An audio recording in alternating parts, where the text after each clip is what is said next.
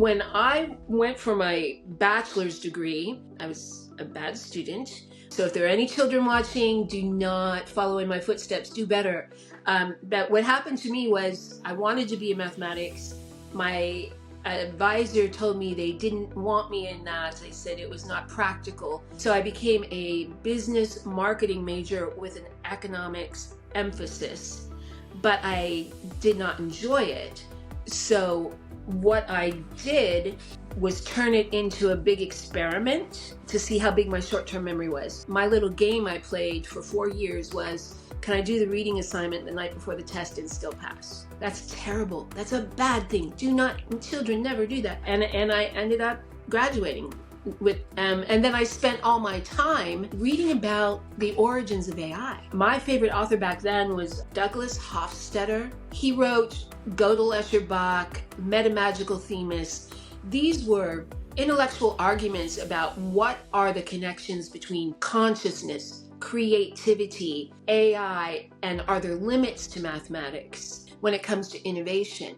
I thought that was fascinating. So I really spent most of my undergraduate years studying that, which in my mind is the origins of AI. When I graduated, I got a job in finance at a stock brokerage.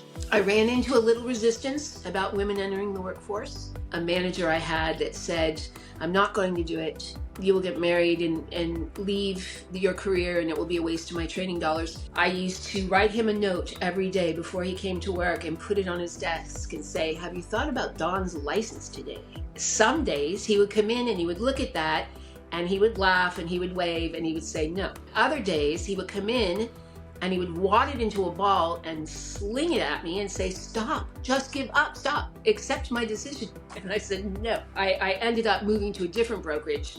And then I took in a computer and I started to make visuals of the financials that were very cut and dried, just columns of numbers. And I would turn them into pie charts and do all kinds of things to help people understand what their investments performance was. And some of my coworkers got together and went to the boss and said, make her stop. We don't have laptops and she does. It's not fair. She looks smarter than us, so make her stop it. I didn't. But what I did do is I quit there and I started a computer company, a software company. So when I was 26 years old, I started my first software company and I created software that would allow big companies to consolidate all the different divisions so that the executive had the big picture and then he could dive down into all the bits and pieces.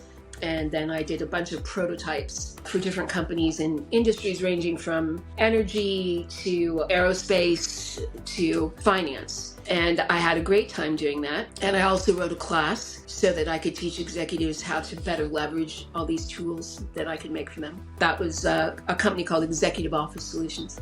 So I had a good time doing that until networking started to come in. So it took me 10 years between the time I graduated and the time I went back for my master's and finally got over that advisor that said, we don't want you in mathematics. So I finally went back to a master's program with a pocket full of little programs I'd made and got my master's in information systems engineering full-time as I was working as an engineer in a bank full-time. So I did the two things at once. In undergraduate school, the game was, can I memorize the book the night before the exam? In graduate school, it was, can I get a semester's worth of science on one side of an 8.5 by 11 sheet of paper so that I know everything I need to know from this course? And it was a lot of fun. I loved that. And I learned a lot about how network protocols work, how to bounce a signal off a satellite without losing data. Basically, it was a lot of just statistics, computer science, that kind of thing. When I came out of that, I was still working at this bank and I kept getting phone calls from a man. I never looked up his name. I would just answer my phone and it was the same voice and he would say, hey, if someone came into your office and said that they could make a machine do this, do you believe that's a true statement? And I would say, not really. Ask him this question and see if he still makes the same claim. And he was like, okay, thanks, and he'd hang up. It turned out later that was an investment banker. That was a corporate finance, a very important kind of guy in corporate finance, and I didn't know. I was an engineer in a completely different building. As it turned out, I was recruited to become a banker because I could understand some of the technical items. So another time they called me in and said, look at this diagram. It's a network and someone wants to sell it. They are from England and they want to sell it. They built it in the United States. Is it worth anything? We don't know how to value it. And I looked at it and said, well, let me put it this way. You could take all the telephone traffic from this company and put it on this network and still have extra capacity. And they said, oh, okay. Now we know to do that. So there was just a bit of a gap for a while, and I was recruited in. I was the only one without an Ivy League degree who was brought in to become a banker. Working in the bank, it was very interesting because I learned all the structures. After that, I left and became an analyst because I wanted to learn more about how to value companies, how to compare them to indices, and I liked the research side of it. I got my first report was quoted in Fortune magazine, I think. It was called The First Quote Worth Repeating. So that worked out.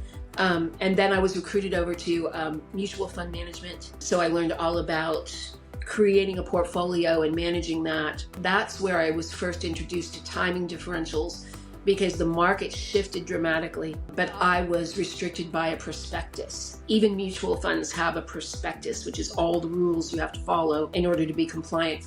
And in order to change your prospectus, you have to go to the board of directors and request a change, and it's done by attorneys, and it takes a very long time. And in the meantime, your stocks are changing like this. And at that time, sometimes women weren't allowed in the boardroom, so you couldn't make your own case. So you had to wait and see whether someone represented your thoughts well and whether the changes came back. So it was interesting.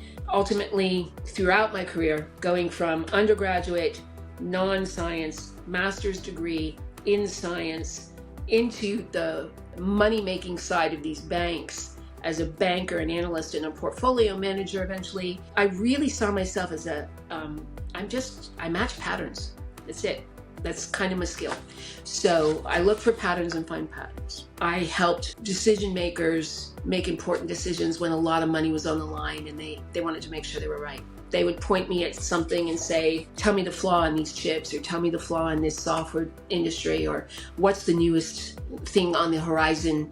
I was pretty good at time horizons and the length of a cycle. All in all, I was just picking up patterns and then presenting them as financial models. So I learned to do financial modeling when I was an investment banker and later used it as an analyst. And at that time, there were a group of mathematicians that said, you guys are frauds, you cannot do predictive modeling. They said it's mathematically impossible. And here we are all these years later, and mathematicians talk about nothing but predictive modeling and AI's predictive modeling capabilities. So it's interesting to see how they evolved. Now we're really interested in models that deal with complexity theory. When you tackle those models, you create, a lot of them are agent-based, like little teeny bots that each can make individual decisions.